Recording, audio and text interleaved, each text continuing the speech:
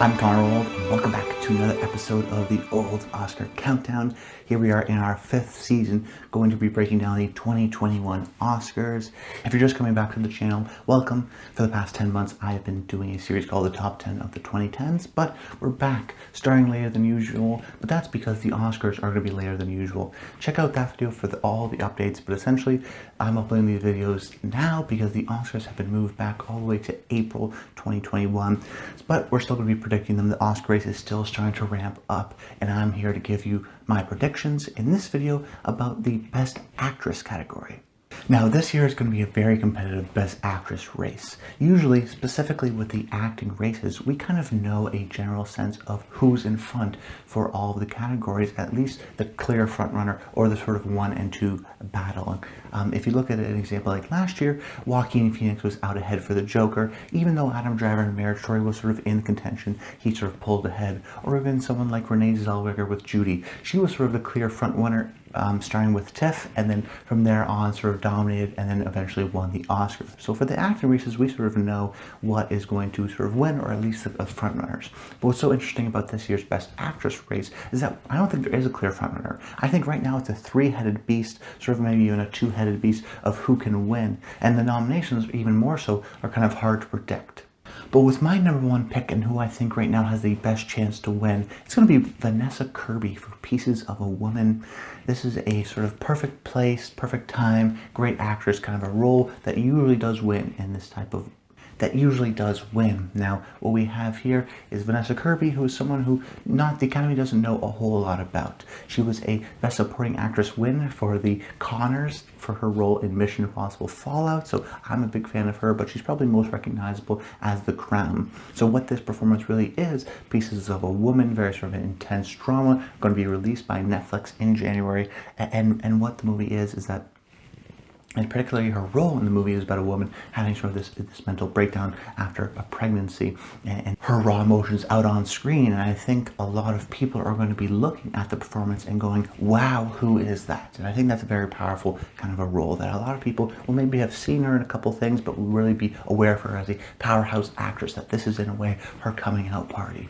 And I think that this is a role that people will gravitate to, particularly the actors. I think it's going to be an emotionally vulnerable role, sort of a brave, kind of a wow, I can't believe she did that, very impressive, and also a total who is that role, and that's sort of who is that in terms of the expression that you make after you see the movie, and that performance is a performance that does well at the Oscars. What's referred to as an ingenue performance, which means usually in the Best Actress and Supporting Actress race, a younger female comes in, someone who we've seen in a couple of movies but really has a dominant performance or a great ear, and Hollywood almost likes to sort of crown them as the next big actress or the next one that's part of their club, someone that has just a great ear or great performance from a young actress that says, hey, they're going to be the next big thing. I mean, going all the way back to someone like Gwyneth Paltrow in Shakespeare in Love, or more recently someone like Brie Larson in Room, are examples of young actresses who have been in sort of smaller movies but really get a big chance to shine and hit it out of the park with a heavy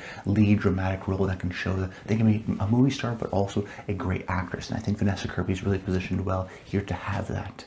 Now, there are a couple things that go against it. Most recently, Shia LaBeouf has been accused by former partner FKA Twigs of being sort of an abusive partner, and Shia LaBeouf is the main partner within the actual movie alongside Vanessa Kirby, so there may be some sort of negative emotions toward that movie, and that movie may get shut out entirely, because I think Pieces of a Woman could also be a movie that only gets a Best Actress nomination, so that's going to be a difficult movie to sort of judge. If she's going to win, they have to really like Vanessa Kirby. It's also going to be a weird year because there's no campaigning, so we're not exactly sure how much Vanessa Kirby, the sort of new kid on the block element, will really factor into the campaigning. Will they go for someone that they don't know, or will they just give it to someone that they like? For example, our number 2 pick, Frances McDormand from Nomadland. Now, I think this is a guarantee lock for a nomination. Nomadland should get a bunch of nominations. It's well respected, and for a lot of people, it is the front runner to win Best Picture. So as a result, most times Best Picture winners oftentimes pick up an acting award, at least support from the acting branch, whether it be something like last year, Parasite. won the Best Acting Ensemble from SAG. The year before, Green Book, Mahershala Ali won for Best Supporting Actor, because the acting branch really has to like your movie if it's going to win Best Picture, because the actors are such a huge part of the branch. So if Nomadland is such a frontrunner, I think a lot of people therefore think Frances McDormand at least will get nominated because A, the movie is really well liked, and she is the movie. But also, Frances McDormand is a very well liked member of the Academy. She's already won twice. She won for Fargo, and 3 years ago she won for Three Billboards Outside Ebbing, Missouri. However, I actually think that will go against her when it comes to winning, because she won so recently. Plus, the Oscars are a little bit weird about 3. That she's won 2 Oscars, but to win that 3rd Oscar, it has to be really special. You have to be really liked within the Academy. Guys like Tom Hanks, Denzel Washington, really guys who are really well liked within the Academy, have not gotten that 3rd Oscar. So that's a little bit of a stigma, I think, that occurred within the Academy, and the fact that they already gave it to her just 3 years ago. I think the movie will be very well liked. I think she's the movie, and she will get nominated, and I think she has a chance definitely to win. But right now, those couple factors I think are holding it back, whereas Vanessa Kirby has a couple things going for her. The ingenue, the type of brave performance, the who are you, that they like to sort of typically reward, and Vanessa Kirby sort of fits that more traditional mold versus the sort of obstacles that Frances McDormand has to face. But it's an example where Frances McDormand's in a movie that's going to do very well. Also, she's a very well liked actress, and I think the actors will definitely respond to this movie.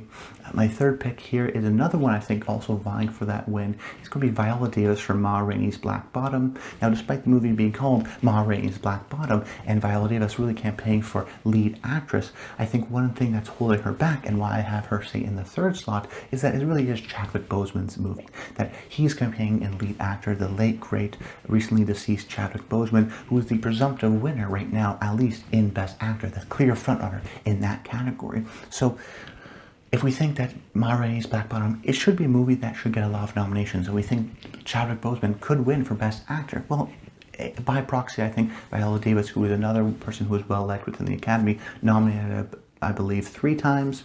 One for Fences, an August Wilson play. This is once again another August Wilson play, so it wouldn't be necessarily out of this world to give her another win. But there's another factor that's similar with Frances McDormand. She won just 4 years ago. So she won just 4 years ago. If Chadwick can win for Best Lead Actor, usually the Oscars like to spread around that sort of wealth, or if they are going to do a dual win, they'll probably do actor and supporting actor, and instead of the 2 main leads. Now, if Viola Davis really emerges as the front runner, I could definitely feel Ma Rainey sort of picking up a lot of steam and potentially winning Best Picture. But after seeing the movie, after sort of testing it out, I think that it's, for me, a lot of it is Chadwick Boseman. He steals the scene. He gets a lot of the big scenes. I think that will sort of carry the film and be the presumptive sort of golden horse for that movie, where Viola should get nominated because the movie I expect to be well liked, and she's so well liked in the Academy. She should get nominated, but that win I think will be harder for her.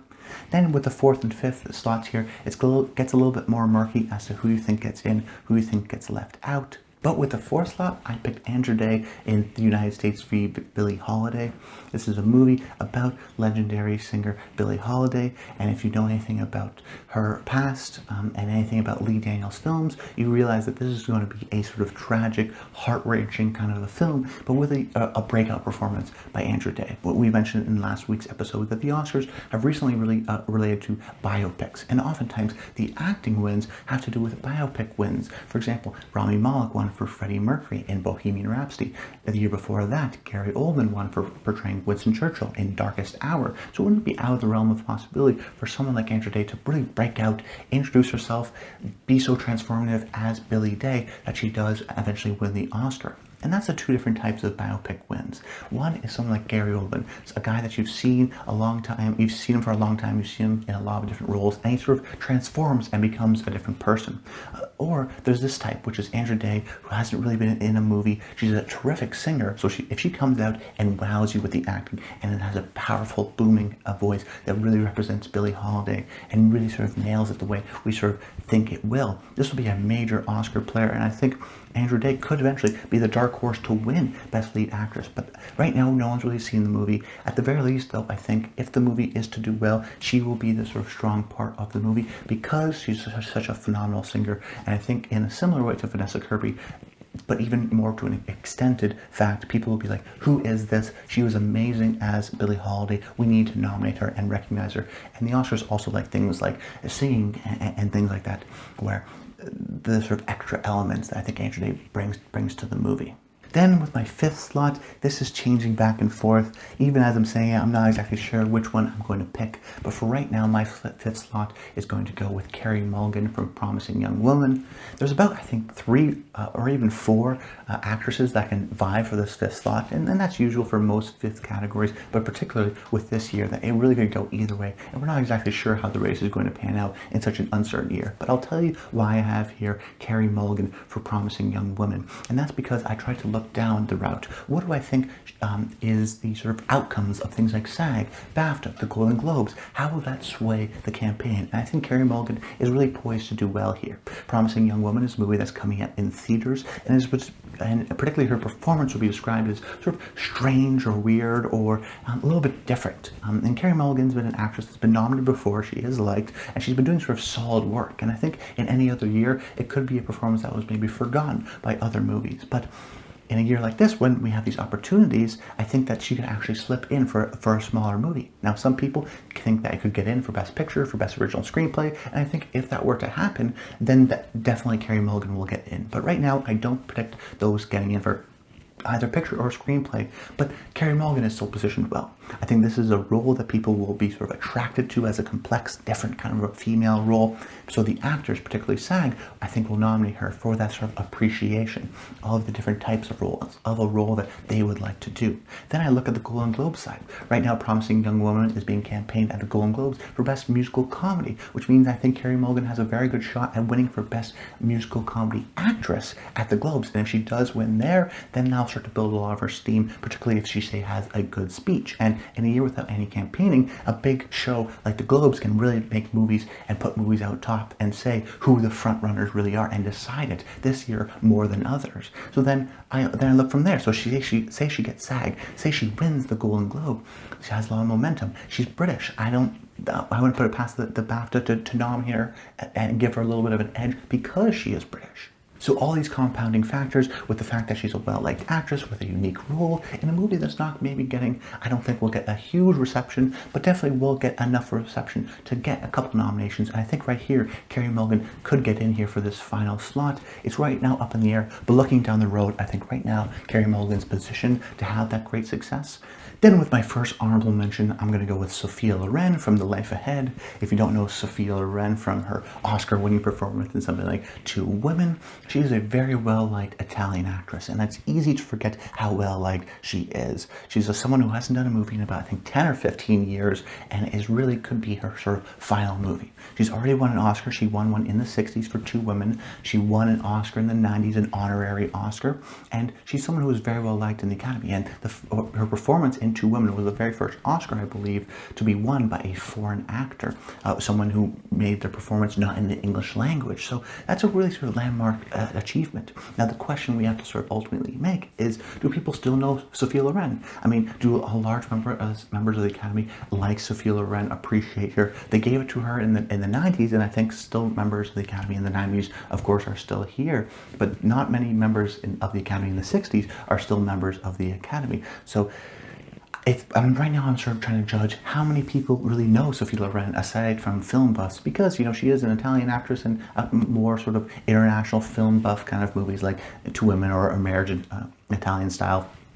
So she is an actress I think is well liked, and has been well liked, and could be that sort of dark horse. The Life Ahead, a foreign movie by Netflix, but it's also worth noting that it wasn't nominated as the Italy submission for Best international feature, so it's not going to get even an international feature nomination, which I think hurts the movie. Now, we've seen movies like Elle before from Paul Verhoeven, example Isabelle Huppert, get in, but in such a competitive year, I think Sophia Loren, right now we'll have to see. She could get in SAG, she could get some momentum, but I'm not exactly sure how many people know Sophia Loren and are big fans of her. But if she were to get nominated, she'd break a bunch of records, and it would be interesting to see her as a sort of final career achievement. I don't think she'll win, but I think if they do want to give her sort of a career recognition achievement, they'll give her the nomination.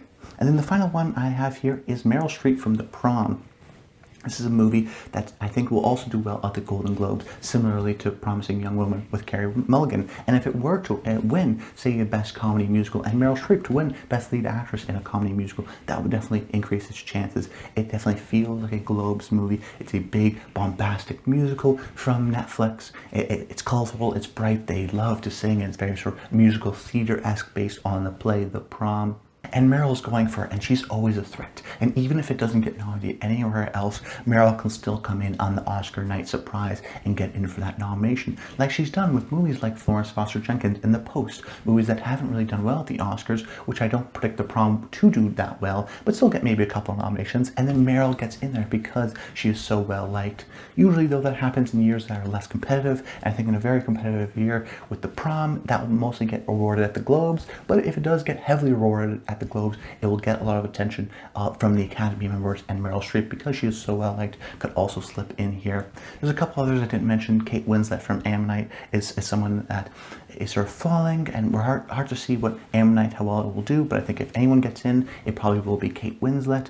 But another one I mentioned, and it's sort of a dark horse because we don't know what's going to happen with it, is Malcolm and Marie, which is the Zendaya, John David Washington movie, which is sort of like a black and white marriage story, indie movie that was shot during quarantine. So that'll be an interesting element, particularly since Zendaya just won her Emmy, being the youngest woman to ever win for an Emmy for Best Lead Actress. So Zendaya is very well liked at this time, and I think that she could be a late surprise. We really like Zendaya, we saw it, and we want to sort of push her through. She could sort of gain momentum really late, but I'm not sure if enough people will see Malcolm and Marie, or if it will come out at the right time.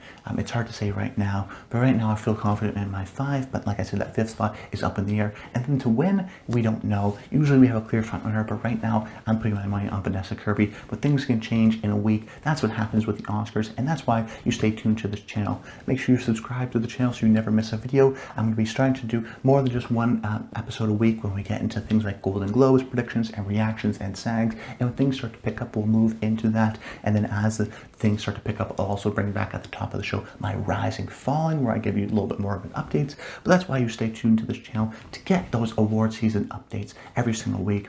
I hope you enjoyed the video, and until next time, stay tuned.